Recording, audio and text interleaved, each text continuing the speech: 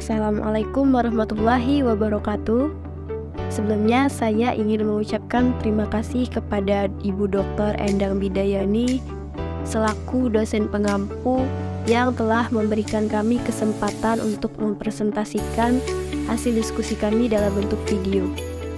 Kami dari kelompok 5 yaitu terdiri dari 3 orang, yaitu saya sendiri Yopa Francisca dan bersama 2 rekan saya yaitu Teguh Fernanda dan Melinda. Jadi di sini kami akan menjelaskan materi tentang bab 5 yaitu sistematika penulisan bisnis plan. Baiklah, materi pertama akan dijelaskan oleh Saudara Teguh. Kepada Teguh dipersilakan. Oke. Sebelum kita ke penulisan business plan, di sini saya akan menjelaskan terlebih dahulu mengenai business plan. Jadi, business plan adalah sebuah dokumen tertulis yang menjelaskan rencana perusahaan atau pengusaha untuk memanfaatkan peluang-peluang usaha, keunggulan bersaing suatu usaha, serta menjelaskan berbagai langkah yang akan dilakukan. Nah, manfaat dari business plan itu sendiri memiliki manfaat ganda, yang mana yaitu manfaat luar perusahaan dan di dalam perusahaan. Di luar perusahaan ada investor, di mana investor ini itu bertujuan untuk menentukan suatu usaha tersebut layak mendapatkan investasi. Kemudian ada stakeholder, yaitu bertujuan untuk menentukan apakah bisnis tersebut diizinkan atau tidak. Kemudian yang kedua ada di dalam perusahaan ada entrepreneur yang berisi memutuskan dimulainya bisnis, kemudian mengelola ide bisnis, dan yang terakhir itu menjelaskan ide bisnis kepada lembaga keuangan. Oke, kita ke cara penulisan business plan. Sebelum kita menulis business plan, kita harus mengetahui terlebih dahulu apa saja yang harus diperhatikan. Yang pertama itu informasinya jelas dan ringkas, di mana yaitu menggunakan kalimat yang sederhana, ide-ide yang ditampilkan jelas dan saling berhubungan, hindari penggunaan istilah yang sulit dimengerti, dan juga tulisan business plan dengan ejaan yang benar. Dan yang kedua yaitu menarik dan eksklusif, di mana kertas kita harus berkualitas dan juga desain sampul dan halaman harus menarik, tulisannya juga harus rapi, dan terdapat gambar-gambar tertentu yang nanti dapat memperjelas isi dari business plan kita.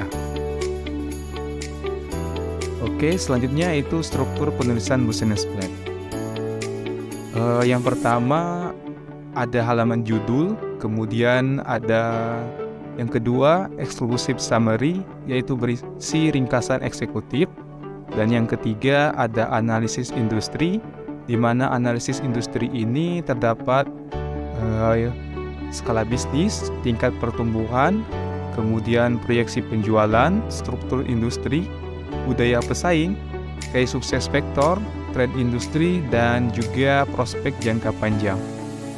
Oke, selanjutnya yang keempat ada gambaran perusahaan, di mana juga berisi deskripsi perusahaan, sejarah perusahaan, visi dan misi, dan tujuan perusahaan, jenis produk dan jasa yang akan ditawarkan nantinya, dan juga status saat ini, kemudian status hukum dan kepemilikan, dan yang terakhir itu key partnership ataupun jika ada. Nah, yang kelima ada tim manajemen dan struktur perusahaan, dan yang keenam model bisnis, dan yang ketujuh ada analisis pasar, di mana analisis pasar ini berisi segmentasi dan target pasar. Yang kedua ada perilaku pembeli dan analisis pesaing. Kemudian yang ke-8 ada ekonomi bisnis. Yang ke-9 ada rencana pemasaran, yaitu berupa strategi pemasaran 4P, produk, price, list, dan promosi. Selanjutnya ada proses atau siklus penjualan dan juga taktik penjualan. Nah, yang ke-10 ada rencana desain dan pengembangan.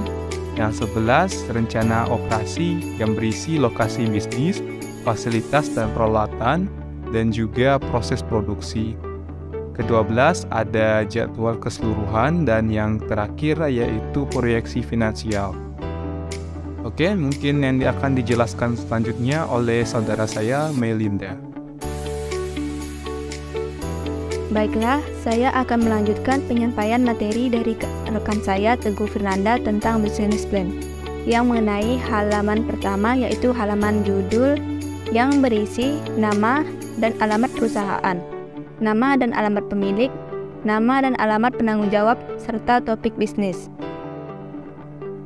Selanjutnya terdapat ringkasan eksekutif, yaitu tentang gambaran singkat dari keseluruhan business plan yang bertujuan agar pembaca mengetahui segala sesuatu tentang usaha baru secara singkat.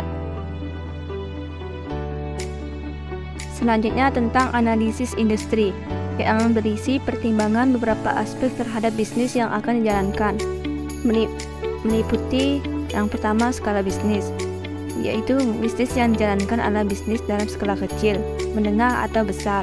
Yang kedua, tingkat pertumbuhan, yaitu penjelasan terkait tentang tingkat pertumbuhan bisnis yang ditulis secara logis dan tidak berlebihan. Yang ketiga, proyeksi penjualan, yang berisi proyeksi penjualan dalam rentang waktu tertentu, dalam kurun 6 bulan atau 1 tahun. Yang keempat, struktur industri. Yang kelima, budaya pesaing, yaitu pihak yang menghasilkan produk atau jasa yang sama.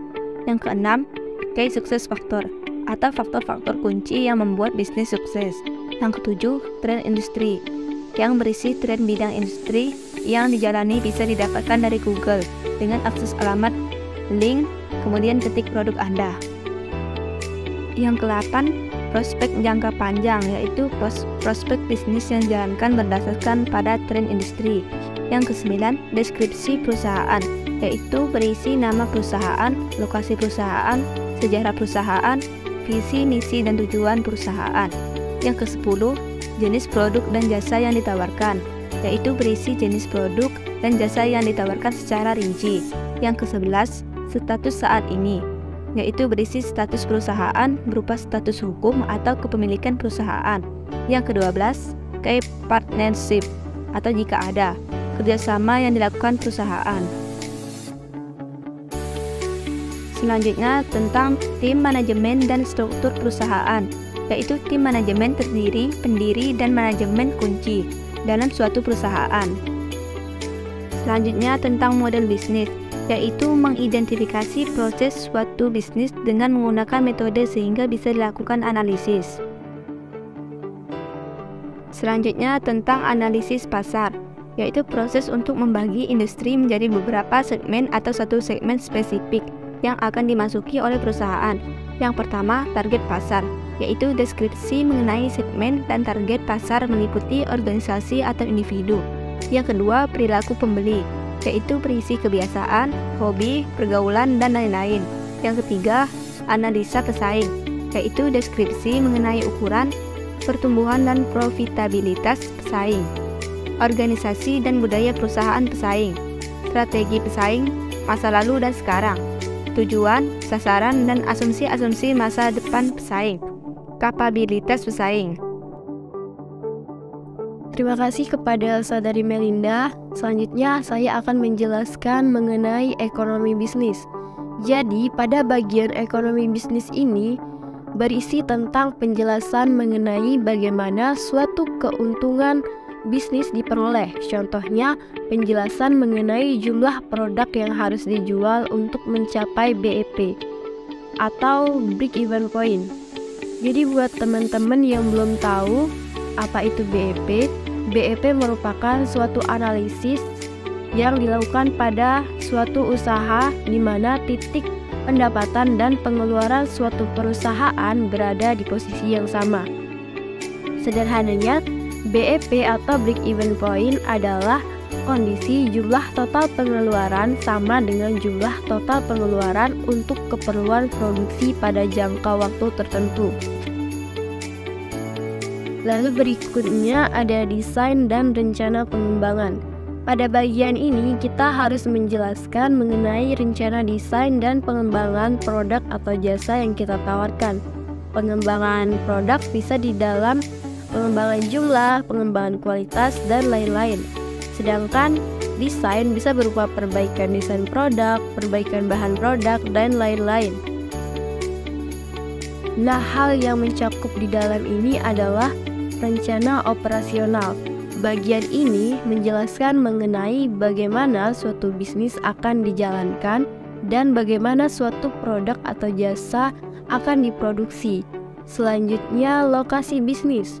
Pada lokasi bisnis, kita mendeskripsikan mengenai kelebihan dan kekurangan dari lokasi yang kita pilih beserta pengaruhnya terhadap tenaga kerja, harga dan ketersediaan bahan baku, keterjangkauan pelanggan, akses terhadap transportasi, serta aturan-aturan pada lokasi tersebut.